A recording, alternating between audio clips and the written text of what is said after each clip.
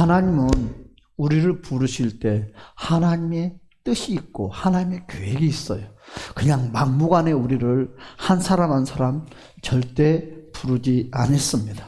우리 예수님께서도 이 땅에 오실 때 그냥 오는 것이 아니라 아버지의 뜻을 실행하기 위해서 왔던 것처럼 우리도 하나님이 저와 여러분들을 통해서 하고자 하는 큰 계획의 한 틀 안에 하나님이 나에게 원하는 뜻이 있습니다. 그 뜻을 발견하시기를 주님의 이름으로 간절히 축복합니다. 그래서 서로 통하는 사람이 있고 전혀 통하지 않는 사람이 있어요. 여러분 부부 사이도 마찬가지고 벗들도 마찬가지예요. 서로 통합이 될 때는 상대방의 마음과 생각을 어느 정도 알고 있다는 것을 여러분 증거하는 것입니다. 그래서 상대방의 생각이나 마음을 알려고 하지 않고 자신만의 생각을 고집하거나 내세울 때는 소통이 그리 쉽게 되지 않는다는 거지요. 신앙생활은 바로 하나님과 소통하는 생활입니다. 할렐루야.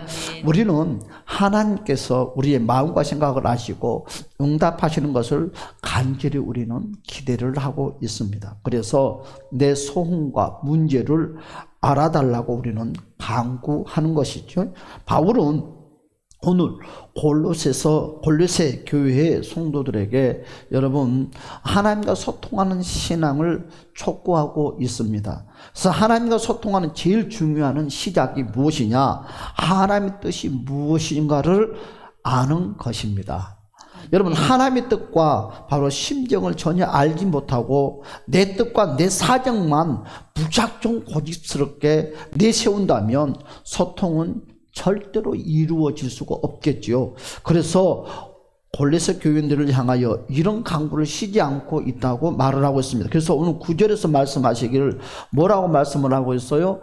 9절에서 이렇게 말씀을 하고 있죠. 다 같이 한번 9절의 말씀을 볼까요? 시작. 너희로 하여금 모든 신령한 지혜와 총명의 하나님의 뜻을 아는 것으로 채우게 하시고. 그렇죠. 너희로 하여금 모든 신령한 지혜와 총명의 하나님의 뜻이 아는 것으로 채우게 하시고, 이런 하나님의 뜻을 아는 성도가 되게 해달라는 바로 기도이지요. 그렇다면 우리가 어떻게 하나님의 뜻을 알 수 있을까?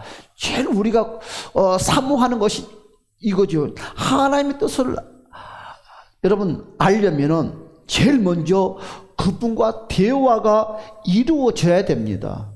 아멘. 대화가 안 되면 서로 뜻을 알기는 쉽지 않습니다. 그래서 항상 대화가 우선이죠.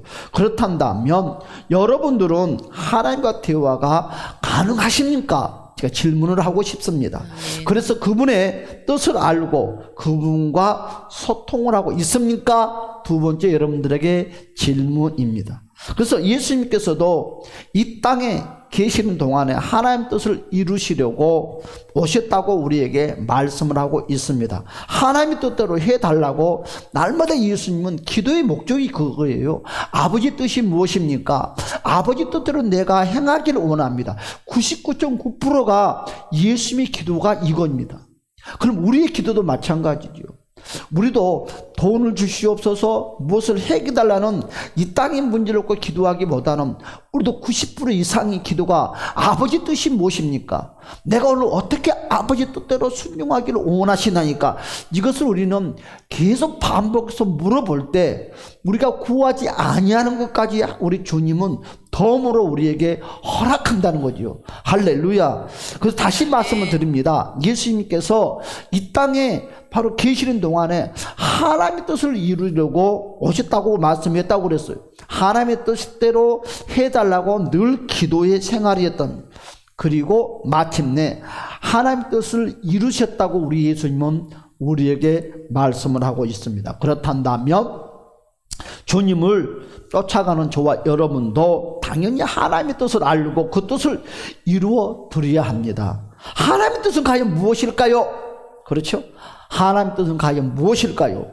그리고 우리는 하나님의 뜻을 어떻게 알 수 있을까요?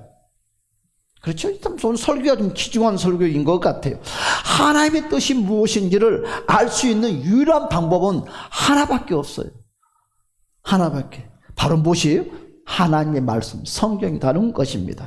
신구약 66권은 하나님의 뜻이 무엇인지를 알려주는 유일하고 참된 말씀입니다. 바울은 골로새 교인들에게 하나님의 뜻이 무엇인지 바로 성경, 즉 오늘 본문의 말씀 12절을 통하여서 우리에게 이와 같이 말씀을 하고 있어요. 우리 12절 말씀 다 같이 한번 볼까요? 시작. 우리로 하여금 빛 가운데에서 성도의 겹의 부분을 얻기에 합당하게 하신 아버지께 감사하게 하시기를 원하노라. 그렇죠. 한마디로 우리가 받은 모든 것들을 통하여서 하나님께 감사하는 것이 뭐라? 하나님의 뜻이라는 거죠. 오늘 성경에서. 그래서 데살로니가 전서 5장 18절에서 이렇게 말씀을 하고 있어요. 범사에 감사하라. 이것이 그리스도 예수 안에서 너희를 향하신 하나님의 뜻이니라. 너희를 향하신 하나님의 뜻이래요. 무엇이? 감사가. 아멘. 감사가. 여러분 골로새 교회나 데살로니가 교회 그리고 오늘 우리도 범사에 감사함으로 하나님의 뜻을 알고 하나님과 소통하라는 메시지입니다. 감사하는 자에게 하나님의 뜻을 알게 해 주신다는 거지요. 그럼 첫 번째 바로 감사는 하나님의 마음을 알고 소통의 시작이다. 따라서 감사는 하나님의 마음을 알고 소통의 시작이다. 그렇죠? 감사하는 시간부터 하나님의 심령을 깨달으며 하나님의 뜻을 알게 되는 것입니다. 그래서 하나님은 바로 감사하는 시간에 하나님의 심령을 알도록 성령님을 통하여서 역사한다는 거죠. 그래서 하나님은 감사하는 자와 소통하시며 감사하는 자에게 응답해 주십니다. 아멘. 감사는 하나님과 소통하는 시작이라는 거지요. 감사가 없이는 하나님과 소통할 수 없다. 그렇죠? 무슨 일이 하나님의 뜻을 알기 원하는 자는 바로 감사부터 시작하라는 거죠. 내가 하시는 일에 하나님의 뜻이 나타나기를 원한다면 감사로 진행하라는 것입니다. 두 번째, 감사는 하나님을 기쁘시게 하는 최고의 바로 재물입니다. 그래서 오늘 10절에서 이와 같이 말씀을 하고 있죠. 10절에서 뭐라고 그랬어요? 주께 합당하게 행하여 범사에 기쁘시게 하고 모든 선한 일에 열매를 맺게 하시며 뭐라고요? 주께 합당히 행하여 범사에 기쁘게 하고 하라 그러죠. 감사가 없는 열매와 재물은 가인의 모습과 다를 바가 없다는 거죠. 감사 없이 드리는 바로 애비와 제물은 하나님께 연락될 수가 없습니다. 감사를 드리는 모든 것은 범사에 하나님을 기쁘시게 하는 최고의 제물입니다. 주께 합당하게 행하는 것이 무엇입니까? 따라서 합시다. 감사. 우리 옆에 사람 얼굴 보고 인사합니다. 감사합니다. 그렇죠. 범사에 감사하는 것이 범사에 하나님을 기쁘게 하시는 삶입니다. 감사가 애비고 감사가 제물입니다. 범사에 감사의 조건을 찾는다면 감사할 이유는 차고도 넘칩니다. 범사에 감사할 이유를 놓친다면 모든 것은 바로 불만과 불평거리로 다가올 수밖에 없다는 거지요. 그래서 우리는 세 번째로 감사는 나를 성장시키는 원동력이며 감사는 더 성숙한 내일을 여는 통로입니다. 그래서 오늘 11절에서 말씀하시기를 이와 같이 말씀을 하고 있어요. 시작. 그의 영광의 힘을 따라 모든 능력으로 능하게 하시며 기쁨으로 모든 견딤과 오래 참음에 이르게 하시고. 그렇습니다. 감사하는 자는 쉽게 무너지지 않습니다. 아멘. 여러분 시험과 걱정 그리고 근심이 다가와도 감사로 이겨내며 또한 감사로 해결을 받습니다. 아멘. 결과 감사하는 자는 어떻습니까? 하나님을 아는 일에 잘하게 되고 선한 열매를 맺게 된다는 거죠. 하나님은 감사하는 자에게 모든 견딤과 오래 참음에 이르게 하신다고 했습니다. 감사하는 자의 삶을 오직 더욱 견고하게 하시고 더 나은 내일을 열 수 있도록 은혜를 주신다는 것입니다. 할렐루야. 그래서 감사하는 자는 따라서 합니다. 강한 용사다. 감사가 없이 용사가 될 수 없어요. 감사가 없이는 큰 용사가 될 수 없어요. 여러분, 내가 연약하고 부족해도 내 입술에 감사와 감사의 고백과 감사의 행동을 하는 사람들은 큰 용사다고 그랬어요. 어떤 것도 해결할 수 있어요. 어떤 성도 무너뜨릴 수가 있어요. 여러분, 많은 사람들과 함께 그 성을 지키지 못해도 감사의 입술과 감사의 삶을 행함을 하는 사람은 천군천사와 함께 저와 여러분의 삶의 성을 지켜준다는 거죠. 그런데 여러분, 감사가 무너지면 여러분의 삶의 성이 무너져 버리는 거예요. 참 무섭다는 것입니다. 감사하는 자는 강한 자다고 했습니다. 지금 감사하는 자가 내일 더 많은 감사로 기쁨을 누리게 된다는 것입니다. 네 번째로, 감사가 무너지지 않도록 우리는 어떻게 해야 됩니까? 기도해야 된다는 거예요. 그래서 기도를 할 때 어떻게 한다고요? 하나님 돈 주세요, 못 주세요, 못 주세요가 아니라 기도할 때마다 항상 물어봐야 될 그 기도의 포인트가 뭡니까? 아버지의 뜻이 무엇입니까? 아멘. 아버지의 뜻을, 나는 어떻게 아버지의 뜻을 이루기를 원하십니까? 그렇죠? 사람마다 아버지의 뜻을 이루는 과정, 모습들이 다 달라요. 같은 의미를 갖지 않아요. 형편에 따라서, 사정에 따라서 여러분, 하나님이 나를 쓰고자 하는 모양새가 달라요. 그래서 다른 사람처럼 흉내를 내는 것이 아니라는 거예요. 그렇잖아요, 여러분. 그래서 아버지, 내가 오늘 어떻게 하루를 아버지의 뜻을 이루며 살기를 원하시나니까, 아버지가 나에게 원하는 것이 무엇이나니까, 우리는 일터에서, 가정에서, 삶에서 늘 반복적으로 되새김하는 것처럼 여쭤봤을 때 내 마음속에 감동이 오고 내 마음속에 음성이 들리는 거예요. 여러분, 그 아버지의 뜻은요, 여러분, 크고 작고가 없다는 거죠. 하나님이 나에게 요만한 것을 요구하고 저 사람에게 요만한 것을 요구한다고 그래서 우리가 볼 때는 크고 작은 것 같지만, 하나님은 여러분 공평하고 무게와 질량과 모든 게 똑같다는 거예요. 여러분, 예를 들어서 너 오늘 아버지 뜻이다, 예를 들어 너 1억 헌금해라. 아버지 뜻인데 너 1,000원 헌금해라. 그러고 왔다고 합시다. 우리가 볼 때는 1억과 1,000원은 여러분 이루 말할 수 없는 차이예요.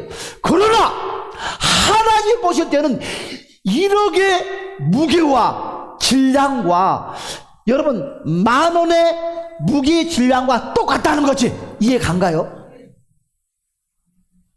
그래서 우리가 1,000원 헌금한다고 그래서 100만 원 헌금한다고 그래서 우쭐대고 창피하고 미안한 것은 없다는 거지. 그렇죠? 없을 때는 1,000원도 하는 거예요. 100원도 하는 거예요. 그러나 할 수 있는 형편에서 1,000원 하고 10,000원 한다면 그것은 호래자식이지. 뭐 이해 간가요? 하나님 보시는 관점, 하나님 보시는 관점, 우리가 그래서 아버지의 뜻을 늘 물어보는 삶을 살자는 거지. 좀 그렇잖아요. 물어보는 삶.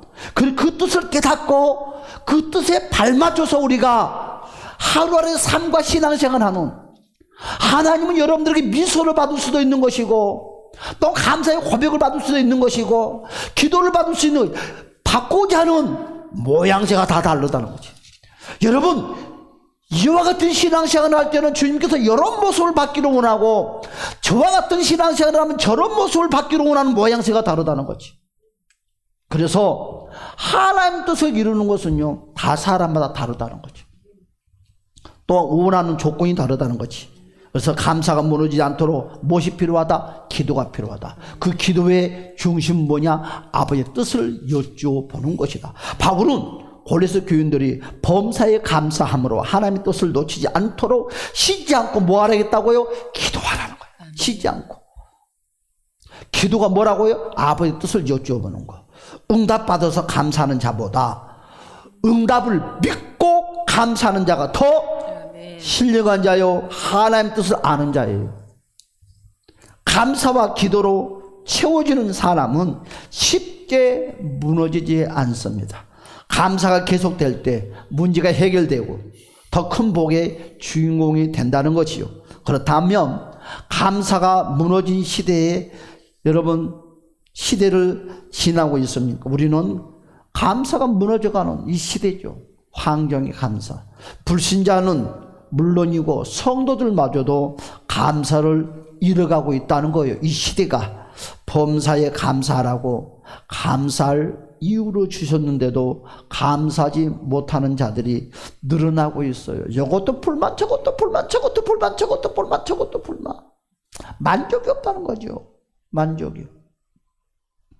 여러분, 감사의 눈을 가진 자는 모든 것을 감사의 조건으로 다 보인다는 것입니다. 원망과 불만의 눈을 가진 사람은 모든 것이 원망거리, 이래서 원망처럼 불평거리가 차고 넘치는 거예요. 세상에 가장 행복한 사람이 누구냐? 지금 모습 그대로 감사하는 자예요. 감사와 행복을 여러분 정비례합니다. 행복은 감사하는 자에게 머물고 불행은 감사를 잃어버린 자에게 시작된다는 것입니다. 행복은 소유보다는 감사입니다. 두 번째로, 하나님의 뜻을 행하는 자, 곧 감사하는 자가 형통하게 된다는 것입니다. 당장 감사로 하나님의 시간을 내 것으로 만드시기 바랍니다. 하나님의 뜻이 이루어지는 곳에 무너짐이 없습니다. 그러면 감사는 세 가지 원칙이 있어요. 여러분, 첫 번째 뭡니까? 언제 어디서나 어떤 상황에서도 감사하자. 할렐루야. 그럴지라도 없을지라도 사방에 우겨싸움을 당했다 해도 감사를 잃지 않는 자는 반드시 일어날 수 있다는 거죠. 암만 내가 똑똑하고 잘나서 감사가 무너진 사람은 일어날 수가 없어요. 성을 지킬 수가 없어요. 내 믿음을 지킬 수가 없어요. 여러분, 우리는 어떻게 감사해야 됩니까? 말과 행동으로 감사합니다. 할렐루야. 성공자는요, 언어를 다스리는 자가 성공자돼요. 내 언어를 다스리지 못한 자는 암만 머리가 명색하고 좋은 일을 해도 성이 무너진 자와 똑같아요. 참 무섭죠. 여러분, 언어를 잘 다스리는 자가 성공의 지름길을 걸어가고 그 사람은 꼭 성공할 수 있다는 거예요. 부정적인 언어와 행동을 가진 자 곁에는 여러분 사탄의 속삭임만 있을 뿐이에요.